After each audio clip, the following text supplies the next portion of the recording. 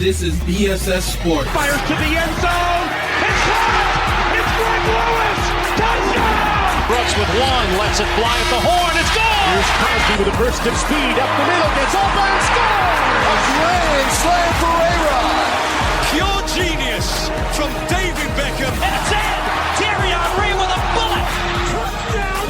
With Thomas Brooks, Steve Schill, and Trevor Struthers. Only on 91X.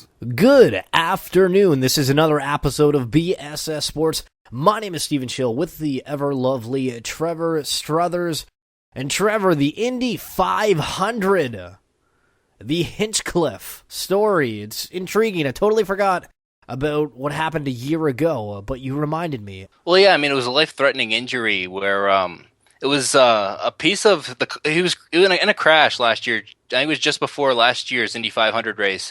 And he was in a crash, and a piece of the car that he was in, it destroyed an artery or something. So he had to get emergency life-threatening surgery done. Thankfully, he was able to fully recover. He was in the race this year. He was actually the pole winner, which I think may have been the second time for a Canadian to be the pole winner going into the race. And this is also the 100th running of the Indianapolis 500 as well. So a few momentous occasions there, with Hinchcliffe being able to race in the after a year, when a year ago we didn't know if he was going to be able to be in this. And the 100th running of it. And a rookie actually ended up coming up huge and kind of stealing the story in this one, coming up with a huge win. One thing that I've found, especially with racing, is that you watch it on TV and you're like, I get that they're going fast, but you don't really realize how fast they're actually going and how big of an impact the crashes that people say, oh yeah, I only watch racing for crashes. How big of an impact that actually is on somebody, how much of a force that is when they hit a wall or they hit another person or something comes flying off a car. I feel like it's really underrated in racing. For sure, you can make the argument that it's the most dangerous sport that there is, because just how fast they're going, and they're all going, in the same direction, and they can all crash into each other. Like we see 10-car wrecks, stuff like that. But also something that I feel like not enough people put enough consideration in when it comes to racing is the strategy that goes in. Like going to pit road. If you're running low on fuel late in a race, do you go now? Do you wait a little bit longer? Do you try to slow down maybe a little bit, try to preserve it or something like that? There's a lot of strategy that goes into racing that I feel like only the diehards understand. And strategy is a good segue into the Memorial Cup final, which was absolutely, depending on who you're cheering for, heart-wrenching if you were a fan of the Quebec Major Junior Hockey League, or you were elated because the London Knights of the Ontario Hockey League took the Memorial Cup championship back home as the Oshawa Generals did last season. However, talking about strategy, the London Knights, they did basically Tkachuk, Dvorak, and Marner whenever they needed a goal, and it worked. Mitch Marner being named the CJLX Player of the Year, and big things seem to be coming of Marner. But the game itself, Trevor, were you not entertained, the back and forth scoring between these two teams? Well, the one thing that may not have entertained me that much was there was obviously a lack of scoring, 3-2 final in overtime. So there wasn't too much scoring, but it was an entertaining game back and forth, how you would expect a championship Game 7 pretty much to go down. Did you think the London Knights were going to come out on top? Because you were talking and you were saying, these Huskies, they're the best team in all of Canada going into the playoffs. And then they ended up making it to the finals, which I didn't think they were, but then through a bit of luck and a bit of scoring, they made it. But were London the favorites all along? You could say that, because they were on a tremendous run going in, and they ended up winning with the win in the Memorial Cup final. That's their 17th win in a row to end the season. So you obviously can't end on a better foot than what they did. They lost 2 games in round 1 to Owen Sound, and that's it. But yeah, with Rouyn-Noranda, they were the top team in the country all year. They only lost 9 games in regulation, I believe, during the regular season. I don't know how exactly they went through the playoffs in terms of the record. But, obviously, they won the Quebec League Championship. And I knew going into the tournament that these two were the top 2 teams in the league. You never, in the CHL, you never know who's going to end up, though, in the final, because it's a quick little round robin, 3 games for each team, and then you go from there. But it ended up being the right 2 teams in the final.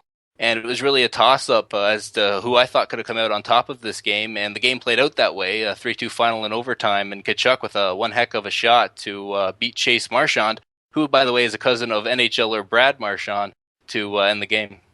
And it's fantastic that the London Knights did not break the Memorial Cup championship, as we've seen the Spokane Chiefs do not too many years ago. Moving on to baseball, the Toronto miserable Blue Jays taking on your red-hot Red Sox. David Price, everything else, still kind of lingering, I think. I don't really feel like it's that big of a deal because it's kind of like, okay, Boston, if you want to pay him over $200 million for 10 years or whatever the heck it is, that's fine. That's fine. I'm not really holding anything against him. David Price did great at the time, except now the Blue Jays need to do good against their former teammate. What do you think is going to become of this whole Blue Jays-Red Sox thing? Because, I mean, last year we were able to constantly beat them. This year, not the greatest in general, but, I mean, we're going to constantly have to face them in the future. And if we're not willing to spend a lot of money, I know we re-signed Donaldson and everything, but Boston seems to just be able to outspend us on everything. Well, you mentioned how the Blue Jays were kind of lowly and the Red Sox were hot as heck right now. But I mean, going into the series finale, it wasn't exactly the case. The Yankees had lost the Red Sox had lost 3 in a row, and the Blue Jays had won 4 in a row. So, I mean, they were kind of, the shoe was on the other foot, so to speak. But, the Red Sox, they have a tremendous offense when it comes down to it, and they're going to score runs. The one thing that's interesting with them is what's going to happen pitching-wise. Clay Buchholz was just recently, last week, moved to the bullpen, so they no longer have him in the starting rotation. David Price is obviously supposed to be the team's ace. He wasn't exactly great against the Blue Jays. He only struck out 1 that happened in the 4th inning, and he struggled with his control as he walked a few guys. So he's not exactly, red hot right now. He's got an ERA, I think it's still above 5. It definitely was. And so he's sort of struggling, but his record is 7-1, which just shows the kind of run support that he's getting. But he overall has not been performing up to task, and that's going to be something that's interesting. The Blue Jays is where it gets really interesting. Obviously, their bullpen has struggled. Their starting rotation to this point has been fantastic. Their offense has been underperforming, but we know, and it seems like they're starting to get there, where they can perform more to a consistent level. With that being said, they only ended up scoring a few runs the other day. But, on Saturday, we saw them score 10 runs and walk off against the Red Sox. So we are seeing peaks of that offense that Blue Jays fans have been expecting all year. And what's the biggest ticket in town? Because now you just have the Blue Jays. As before, we've seen Jose Bautista was going to sit with PK Subban or some at the Raptors' final game. But, I mean, the Raptors, that was the LeBron, giving applause and the whole talking about, class, recognizing class, and the way that the Toronto fans have kind of shown up for the series, as they have all year. And the majority of reaction to the Raptors' loss has been very, very positive from the fans and everybody except for Bob McCown, who seems to think that it's not that great of a year. But that's a topic for another day. But what do you think about the Raptors? Are they in the right steps? Do they need to do anything? Is it good to keep Casey, get rid of Casey? Are we looking at managerial things too much? For sure, they're on the right track. I mean, any year you have a franchise year. I mean, this was a franchise year, regular season and playoffs in terms of wins and how far they got. So, it was a tremendous year for the Raptors. The only way you could have done something better was push the best team in the East to 7 games in the Eastern Conference Final or go on to the NBA Finals, which isn't that quite the accomplishment if you could do that. But, the interesting thing now, though, with the Raptors is, there's no question Dwayne Casey's going to be back. He's a heck of a coach, but obviously was struggling to get over the hump in years past. There was questions about if he'd be back. Now I don't think there's any questions. I'd be surprised if he didn't get some sort of extension. I think there was a rumor about a month ago about him getting maybe a 3-year extension somewhere down the road. And, ultimately there's a couple free agents that need to be addressed. One is obvious. It's DeMar DeRozan. Apparently the Lakers aren't as interested in him as we would have thought. And he seems to be pretty loyal to Toronto with what he's saying. But of course, he may just be saying that. It'll be interesting to see how that plays out. And also, obviously, a guy that emerged in the playoffs, Bismack Biyombo, what ends up happening there? Because you could be a little bit more flexible there. Maybe try to find somebody else to fit the role of Bismack. Or you could put your eggs in one basket with Bismack Biyombo and hope he's able to carry over what he did in the playoffs. It's always a risky thing going into free agency and knowing what you're going to get, what you can keep, and whether things are going to work out in the end. And sticking with the basketball talk, Oklahoma City Thunder, Golden State Warriors, going into a Game 7. Now, a lot of people wouldn't have thought that the Thunder would have even made it this far. A lot of people still think that Draymond Green should have been suspended at least a game for having a little low blow knee power to Steven Adams. But apparently, he does that frequently, does a leg kick to somebody's groin frequently, or at least the motion of that. So the league said that's fine, which I find sort of strange. But hey, that's whatever it is. But the Game 7, I'm kind of thinking that whoever comes out of this one is going to win the championship. I know, never count out LeBron, but these two teams are insane. Like, Oklahoma City is truly playing to their potential, and the Golden State Warriors, I don't really feel they are. They're getting lucky, but I don't feel that they're playing to the top of their game. Last year, did you feel that the Golden State Warriors had a different kind of vibe to them?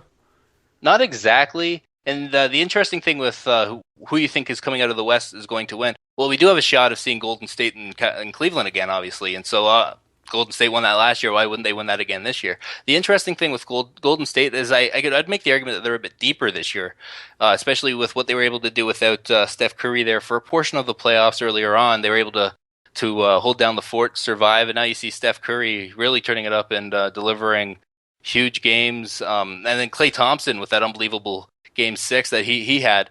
Right now they're rolling, and OKC, I mean, sure, they seem like they were really hot, at least going into Game 6, and then they had that lead and just couldn't hold on to it. It'll be interesting to see what happens in Game 7, obviously, and who comes out on top. But, I mean, if I had to put money on it, it's hard to bet against the Golden State Warriors, who are the better team, obviously, in the NBA regular season. Oh, no, I wouldn't count out the Thunder. I mean, they're coming up. They weren't expected to make it this far, and they have. So, well, of course you can't count them out, obviously. I mean, they're making it to Game 7 of the Western Conference Final. They knocked off the San Antonio Spurs. So, I mean, obviously you can't bat an eye at them and think that this is going to be an easy game. But I do give Golden State the advantage with home court advantage. It'll be a good game for sure, and that game goes tonight at 9 o'clock. And finally, the Champions League finally coming to an end. And Real Madrid, the 11th time winner. The game was 1-1 going through, and Ronaldo with the final penalty to seal the deal. And, going on any kind of social media and clicking on any kind of Champions League post, whether it be Real Madrid or Barcelona, I don't know what it is, but one, none of the people seem to understand a lick of grammatical anything.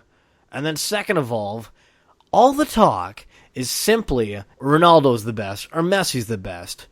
Soccer's one of the biggest sports in the world, and people are just wanting to argue about who's better. And then people are saying, oh yeah, Leo Messi, he went with Barcelona, they won La Liga and the Copa del Rey, but then Real Madrid, they won the Champions League, which is arguably one of the hardest trophies to win in the world, because you face the champions of every soccer team champion in the world, and it's a long road, a lot of things, a lot of traveling. I don't see the point in constantly arguing over the two arguable greatest players to ever play the game. Trevor, have you ever noticed in any other kind of sport that there's been arguments about who's better and who's the greatest of all time nonstop throughout it? Because I know we have kind of Michael Jordan and LeBron James, but because they're in such different eras, they're just not really that big. Is there anybody that you would kind of classify right now that are two athletes in their prime and could be called the greatest of all time that people aren't constantly arguing about? Maybe not that could be the greatest of all time, although you do always have your battles in every league. I mean, in the NBA, it's LeBron James and Steph Curry right now. In the NHL, it's been Sidney Crosby and Alex Ovechkin. In baseball, it's been Mike Trout, Clayton Kershaw, maybe even Bryce Harper. It's been there's always those battles as who's the best player in each league, and there's always at least two options. I feel like to every answer.